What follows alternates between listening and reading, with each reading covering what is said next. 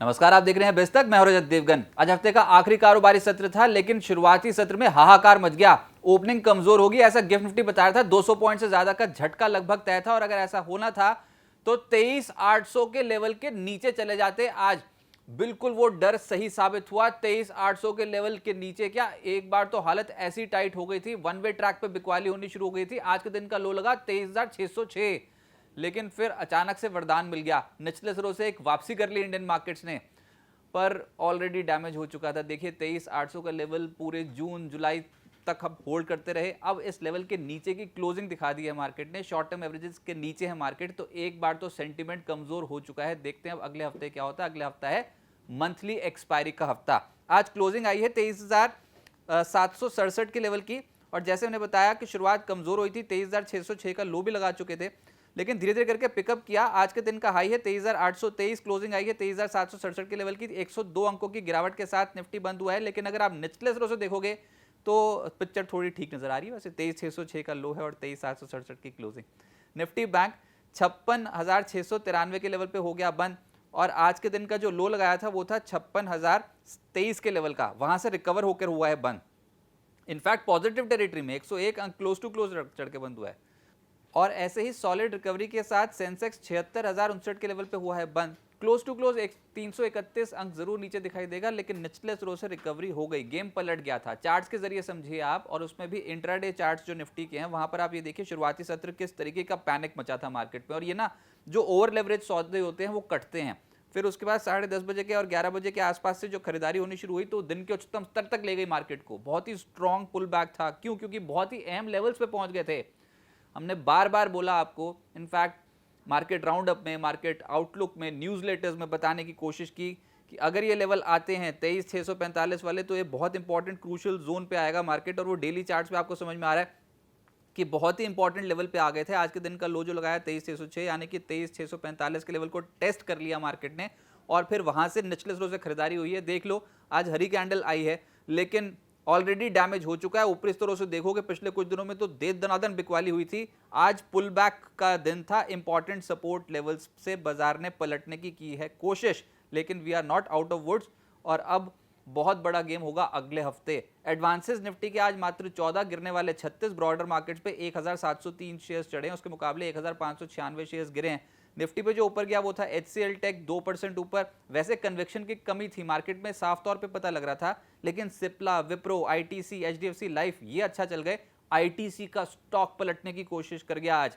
फिर Nifty losers में eternal 2.5% नीचे, Bajaj finance, M&M, Shriram finance और बजाज ऑटो 1.5% से 2% नीचे। एफनो गेनर्स में अचानक से KPIT टेक ऊपर आ गया 6%, टाटा एलेक्सी 4% चढ़ गया, गोडफ्रे फिलिप्स अच्छा भागा आज 4%, फिर एस्ट्रल और परसिस्टेंट 4% के करीब चढ़ गए।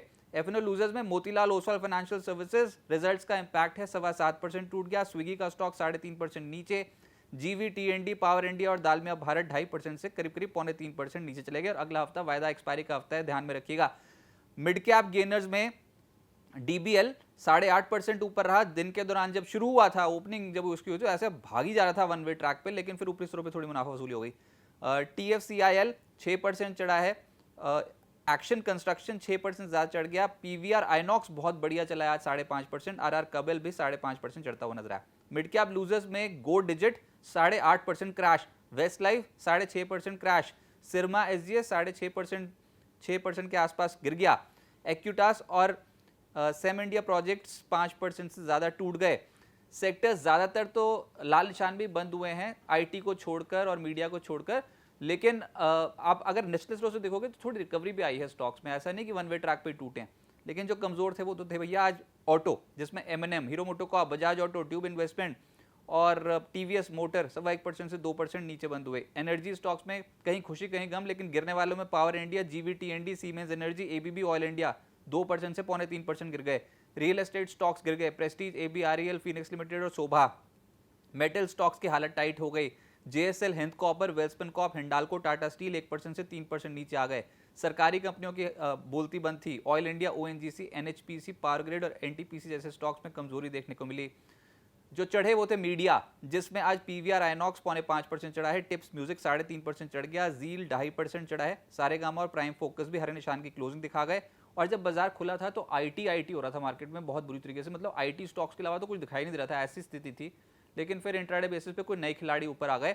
आईटी में जो चढ़ के बंद हुए हैं वो है परसिस्टेंट, कोफोर्ज, एलटीएम, एम्फेसिस, एचसीएल टेक 2% से 4% के आसपास।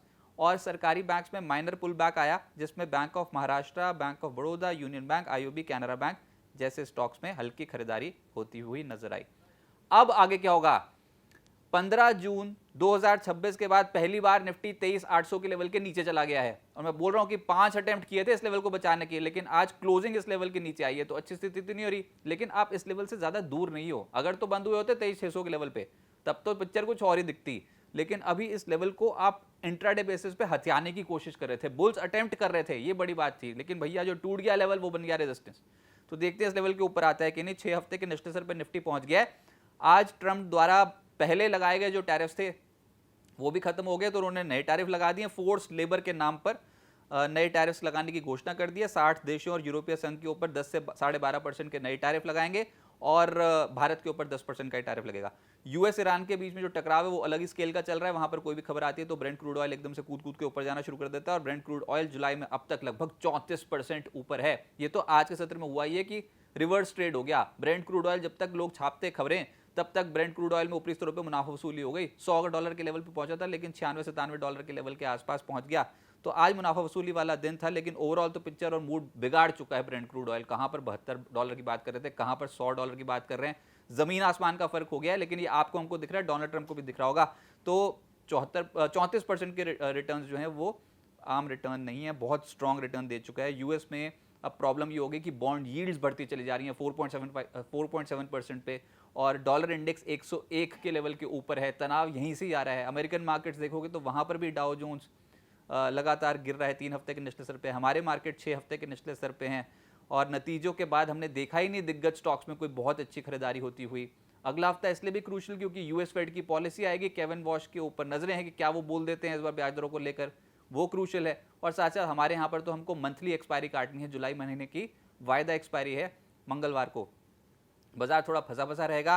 निफ्टी ने आज 23,645 के जोन्स को टेस्ट कर लिया, ये बहुत बढ़िया बात कर ली।